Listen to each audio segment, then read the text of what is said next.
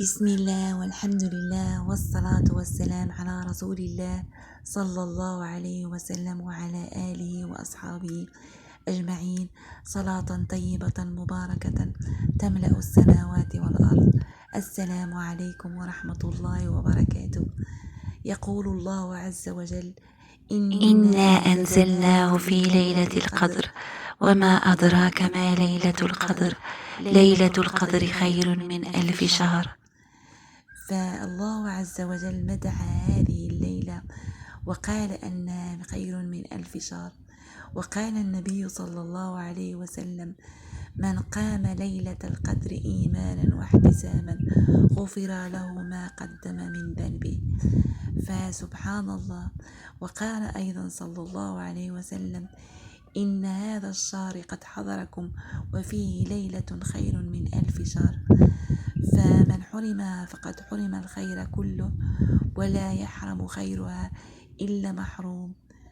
فنسأل الله العظيم أن لا نكون من هذه الفئة المحرومة، ونسأل الله العظيم أن يكرمنا بقيامها وقبولها عند الله، وأن يجعلنا من الذين يغفر الله لهم بصيامهم وقيامهم ويتجاوز عنهم ويغفر خطاياهم يا أرحم الراحمين.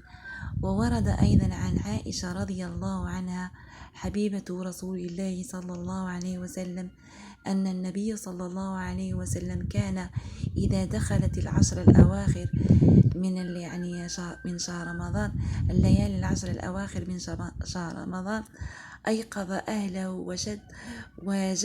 وشد المئزار. كان يقوم هذه الليالي هو وأهله أكثر من أي الليالي الأخرى. فهذه الليالي المباركة فيها هذه الليلة التي هي خير من 1000 شهر، فلنحاول أن نحافظ عليها.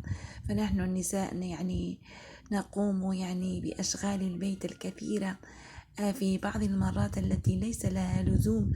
ففي هذه العشر الأواخر يجب علينا أن نحاول أن نقوم الكثير من الليل ونذكر الله كثيرا، ونقوم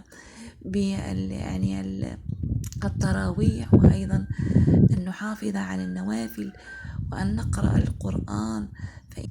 ومن يستطيع أن يعتكف أيضا فليعتكف. روى عبد الله ابن عمر رضي الله عنه أن النبي صلى الله عليه وسلم كان يعتكف العشر الأواخر من رمضان. فنحن كم محتاجون أن نبتعد عن العالم، أن نبتعد عن الفتن التي هي في العالم. في الماضي كان الإنسان يحتاج أن يخرج من البيت لكي يرى ما يقع في الخارج ويسمع. أما الآن فكل شيء يدخل إلى بيوتنا، إلى غرفنا، إلى داخل منازلنا.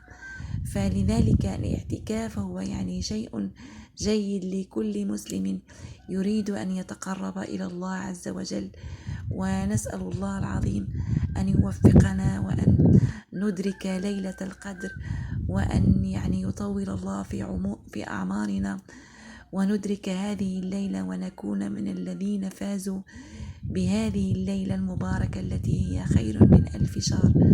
فهي ليس لديها عدد، الله عز وجل فقط جعل هذا العدد للبشر الذي نحن محدودون في فكرنا، لا نستطيع أن نستوعب الأشياء الغيبية. وقال أنها خير من 1000 شهر، فلم يقل هي عبادة 1000 شهر، بل قال خير من 1000 شهر. ولذلك أجرها عند الله عز وجل لا يعد ولا يحصى، هو وحده الذي يعلم بأجر هذه الليلة. أسأل الله العظيم أن يوفقنا لنا ولكم ولجميع المسلمين يا أرحم الراحمين.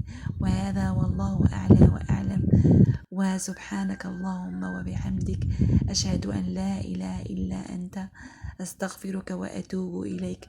والسلام عليكم ورحمة الله وبركاته.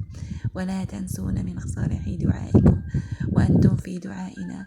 جزاكم الله خيرا.